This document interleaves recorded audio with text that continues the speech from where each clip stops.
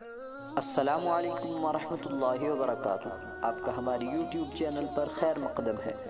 ہماری YouTube channel کو like, share, subscribe کرنے کے بعد اپنے خیالات کا اظہار کمنٹ باکس میں کریں اور بیل آئیکن کو ضرور دبا لیں تاکہ ہماری نئی ویڈیوز آپ تک پہنچ سکیں سب سے پہلے۔ نحمدہ ونصلی علی رسولہ الکریم، اما بعد فاعوذ باللہ من الشیطان الرجیم، بسم اللہ الرحمن الرحیم۔ یا بنی آدم قد انزلنا علیکم لباسا یواری سوآتکم وریشا، صدق اللہ مولانا العظیم وصدق رسولہ النبی الکریم، ونحن علی ذلک من الشاہدین وشاکرین والحمد للہ رب العالمین۔ محترم و مکرم سامعین، میں آج آپ کے سامنے ایک ایسے عنوان کو پیش کرنا چاہتا ہوں، موضوع کو پیش کرنا چاہتا ہوں جو قانون خدا، فطرت انسانی کے متعلق ہے، جس کو ہم اور آپ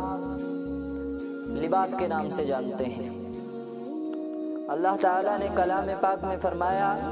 اے اولاد آدم، ہم نے تمہارے لیے لباس پیدا کیا جو تمہارے ستر کو چھپاتا ہے اور موجب زینت بھی ہے۔ حضرت آیت شریفہ میں حق جل مجدہ نے تمام اولاد آدم کو خطاب فرمایا کہ تمہارا لباس قدرت کی ایک عظیم و بیش قیمت نعمت ہے، اس کی قدر کرو۔ صرف اہل اسلام کو یعنی دین سماوی اور قانون الہی کے ماننے والوں کو خاص نہیں کیا بلکہ پوری انسانیت کو شامل فرمایا، اس بات کی طرف اشارہ کرنے کے لیے کہ لباس اور ستر پوشی انسان کی فطری خواہش اور ضرورت ہے۔ مزید آیت کریمہ میں اس طرف بھی اشارہ موجود ہے کہ ہم نے تمہاری صلاح و فلاح کے لیے ایسا لباس اتارا ہے جس سے تم اپنے قابل شرم اعزا چھپا سکو، اور ستر پوشی کے علاوہ ایک مزید فائدہ لباس سے اور حاصل ہوتا ہے کہ انسان اپنی حیت اور حالت کو مہذب اور شائستہ بنانے کے لیے لباس سے زینت و جمال حاصل کر سکتا ہے۔ نیز دوسری آیت میں ارشاد باری تعالی ہے، یا بنی آدم خذوا زینتکم عند کل مسجد، اے اولاد آدم لے لو اپنی آرائش ہر نماز کے وقت، یعنی ہر نماز کے وقت اپنے لباسوں کو اپنے جسم کے اوپر اوڑھے رکھو۔ حضرت علامہ شبیر عثمانی علیہ الرحمہ تحریر فرماتے ہیں کہ یہ آیت کریمہ ان لوگوں کے رد میں نازل ہوئی ہے جو کعبہ کے طواف برہنہ ہو کر کرتے تھے اور اسے پرہیزگاری اور اللہ سے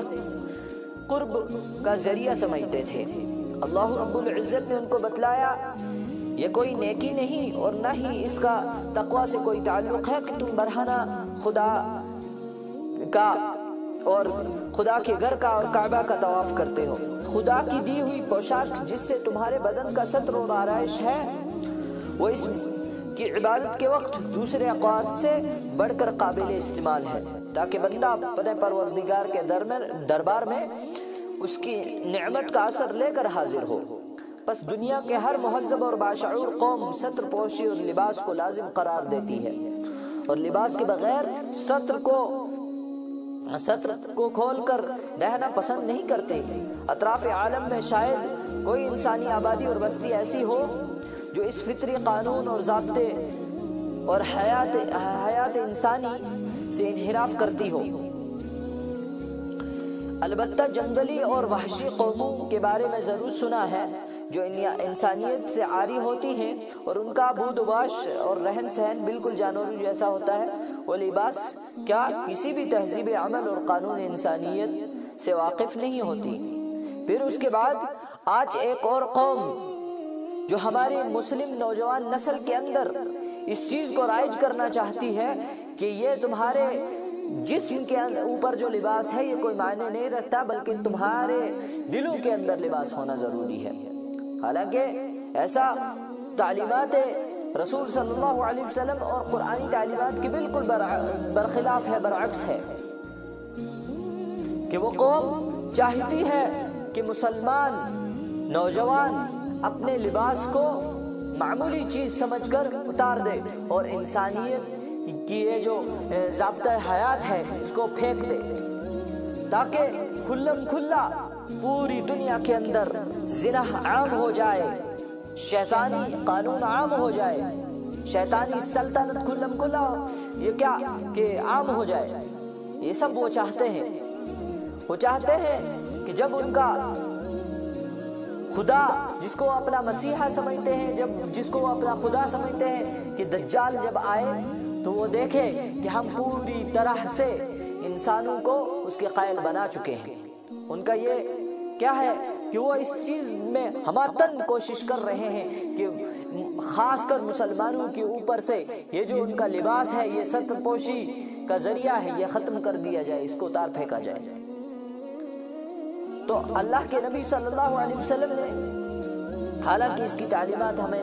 بتلائی، دکھائی، سکھلائی کہ تمہیں آخری وقت میں جب ایسا ہونے لگے تم نے کیا کرنا ہے،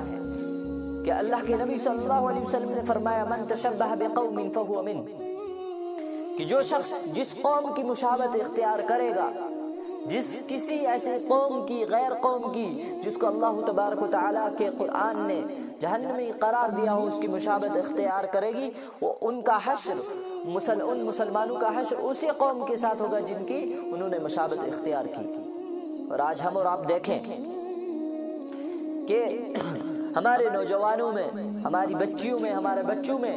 ہمارے بھائی بہنوں میں یہ لباس عام ہوتا جا رہا ہے کہ ان کے سامنے اپنے جسم کو برہنہ، وہ سمجھتے ہیں کہ اپنے جسم کو برہنہ رکھنا یہ کوئی بڑی بات یا گناہ نہیں ہے، بلکہ یہ عام بات ہے کہ جیسے اور انسان زندگی گزار رہے ہیں، ہم کیوں مسلمان ہو کر اپنے آپ کو قید میں رکھیں۔ یہ ان کی ذہنیت کو تبدیل کیا جا رہا ہے۔ تو حضرات یہ اس لیے بیان کر دینا میں نے مناسب سمجھا کہ کوئی بھی نبی اور کوئی بھی رسول ایسا دنیا میں نہیں آیا کہ جس نے لوگوں سے متاثر ہو کر ان کا لباس پسند کیا ہو، بلکہ ہر نبی، ہر رسول جب دنیا میں آئے تب انہوں نے خدائی ہدایات، احکامات کو دنیا کے آگے، پوری عالم انسانیت کے آگے رکھا اور اس لباس کو دنیا کے اندر رائج کیا جو لباس اللہ اور اللہ کے رسولوں کو اور خاص کر نبی اکرم صلی اللہ علیہ وسلم کو پسند تھا۔ حضرات گرامی، آج آپ دیکھیں کہ اطراف عالم کے اوپر نظر ڈالیں اور پورے عالم کے اندر نظر ڈالیں تو ایک جیسے یوں کہیں کہ ایک ایجنڈا یا ایک مشن چل رہا ہے کہ انسانیت کا لباس اتار کر پھینک دیا جائے یا پھینکوا دیا جائے۔ آج ہم اور آپ دیکھتے ہیں کہ اگر ہم بات کریں عورتوں کے لباس کی تو اگر عورتوں سے پردہ پوشی کرنے کو کہا جاتا ہے تو ان کے اندر ایک ایسی ذہنیت اور ایسی جو ہے ان کا نظریہ بدل دیا گیا ہے کہ وہ اس چیز کو یہ سمجھتی ہیں کہ ہمیں قید کرنے کو کہا جا رہا ہے، ہمیں قید میں رہنے کو کہا جا رہا ہے۔ حالانکہ جتنا ان لوگوں نے اس عورت کو جو ہے ایک بہت سستا، ایک جسم کی ہوس کو جو ہے پورا کرنے کا ایک کھلونا بنا کے رکھا ہے، اتنا اسلام نے اس کو نہیں بنایا۔ حالانکہ اسلام نے تو اس عورت کو پردے کے ذریعے سے زینت، عزت بخشی، اکرام بخشا کہ عربوں کے اندر پہلے بھی نبی آخر الزمان صلی اللہ علیہ وسلم کے آنے سے پہلے بھی عورتوں کو بہت ایک معمولی سی چیز سمجھا جاتا تھا، کھلونا سمجھا جاتا تھا، یا تو اس نیت سے عورتوں کو، بچیوں کو ذبح کر دیا جاتا کہ وہ عورتیں، وہ بچیاں آگے چل کر ہماری کیا کہ ناک جو ہے ہماری عزت کو گرا دیں گی، تو اس لیے ان کو پہلے تو یوں کر دیا جاتا کہ ان کو نوعمری میں ہی قتل کر دیا جاتا، مگر اگر اس کے بعد کچھ عورتیں بچ جاتی تو زنا اتنا عام تھا کہ اس عورت کو صرف اور صرف اپنی جسم کی ہوس پورا کرنے کو کا ایک آلہ سمجھا جاتا تھا، مگر اسلام نے اس عورت کو عزت بخشی پردے کے ذریعے سے۔ تو اسلام چونکہ عالمگیر مذہب ہے یا عالمگیر دین ہے، تو اس کے اندر صرف عورت تک محدود نہیں کیا گیا لباس کو، بلکہ مردوں تک بھی محدود کر دیا گیا ہے۔ مردوں تک بھی اس کا کیا کہ اس کے احکامات بتلا دیے گئے کہ تم نے جب لباس پہننا ہے تو کیسا لباس پہننا ہے۔ حالانکہ اسلام ایک عالمگیر مذہب ہے، اس میں کسی لباس کے پہننے کو پابند نہیں کیا گیا ہے کہ آپ یہ لباس پہنے اور یہ لباس نہ پہنے۔ البتہ نبی آخر الزمان صلی اللہ علیہ وسلم کی ارشادات کے مفہومات جو ملتے ہیں ہمیں وہ یوں ہیں کہ آپ نے چند لباسوں کو ناپسند فرمایا ہے۔ آپ نے چند لباسوں سے امت کو کیا کہ ان لباسوں کے پہننے استعمال کرنے سے امت کو روکا ہے۔ وہ لباس کون سے ہیں، کیا ہے، میں آپ کو بتلا دینا چاہتا ہوں کہ اولا لباس کی کوئی حد نہیں ہے کہ کون سا لباس پہنا جائے، کون سا لباس نہ پہنا جائے، مگر نبی آخر الزمان صلی اللہ علیہ وسلم نے ان لباسوں کے متعلق فرمایا کہ اولا ایسا لباس نہ پہنا جائے جس سے تمہارا ستر بھی نہ چھپ سکے، اور پھر فرمایا کہ آپ کی احادیث کا مفہوم میں ملتا ہے کہ دوسرا لباس کہ ایسا لباس نہ پہنا جائے جس لباس کو پہننے کے بعد بھی تم برہنہ حالت میں ہو، ننگا حالت میں ہو نظر آؤ۔ تیسرا ایسا لباس نہ پہنا جائے جس لباس کو پہننے کے بعد بھی تمہاری جسم کی ساخت و بناوٹ معلوم ہوتی ہو، ظاہر ہوتی ہو۔ پھر فرمایا ایسا لباس نہ پہنا جائے جس لباس کو جو ہے یہود و نصارہ پہننا پسند کرتے ہیں۔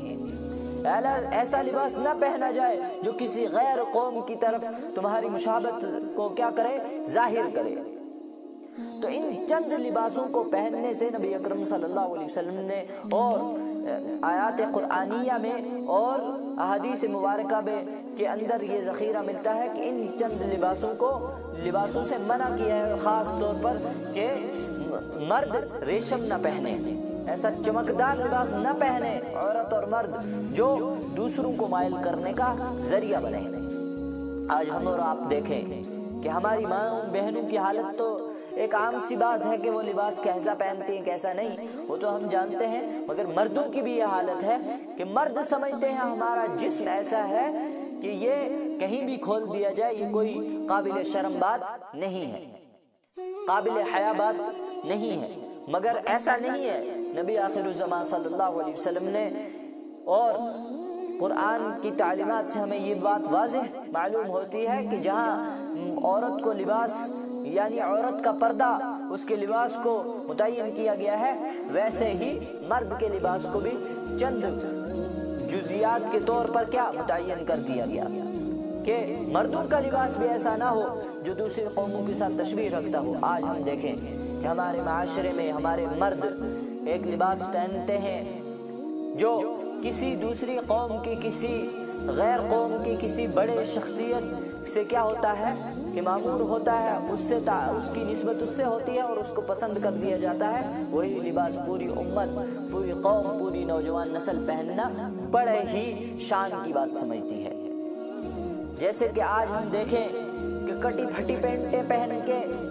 مرد اپنے آپ کو یہ دکھانا چاہتے ہیں کہ ہم فلاں سٹار، فلاں سیلیبریٹی کی کیا ہے، ماننے والے ہیں، فالوور ہیں، بلیور ہیں، اس کو ہم پسند کرنے والے ہیں، اس کے پسند کرنے والے ہیں۔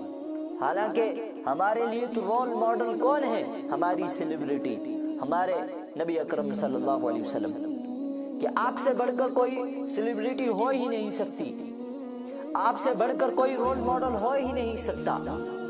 آپ سے بڑھ کر کوئی لباس کا جو ہے ایمبیسڈر ہو ہی نہیں سکتا، برانڈ ایمبیسڈر۔ آپ کے لباس کا برانڈ کیا تھا کہ سادہ لباس تھا جس سے پورا جسم ڈھکا چھپا رہتا تھا۔ اور آج ہماری عورتیں دیکھیں کہ کس طریقے سے غیر قوموں نے ان یہود و نصارہ نے ہماری عقلوں کے اوپر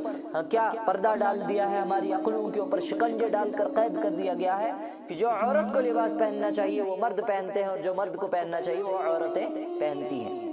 کہ ہم اور آپ دیکھتے ہیں معاشرے میں کہ عورتوں کی پنڈلیوں سے اوپر کا لباس پہننا، حالانکہ اللہ کے نبی صلی اللہ علیہ وسلم نے جو سفر کیا تھا جنت اور جہنم کا، اس میں جہنم میں چند عورتوں کو دیکھا گیا کہ ان کو خاص قسم کا عذاب ہو رہا تھا، تو بتلایا کہ ان کو یہ عذاب کس لیے ہو رہا ہے، پوچھا گیا تو فرمایا یہ عذاب ان کو اس لیے ہو رہا ہے کہ یہ اپنے ٹخنوں کو کیا ظاہر رکھتی تھی، سامنے رکھتی تھی، ننگا رکھتی تھی۔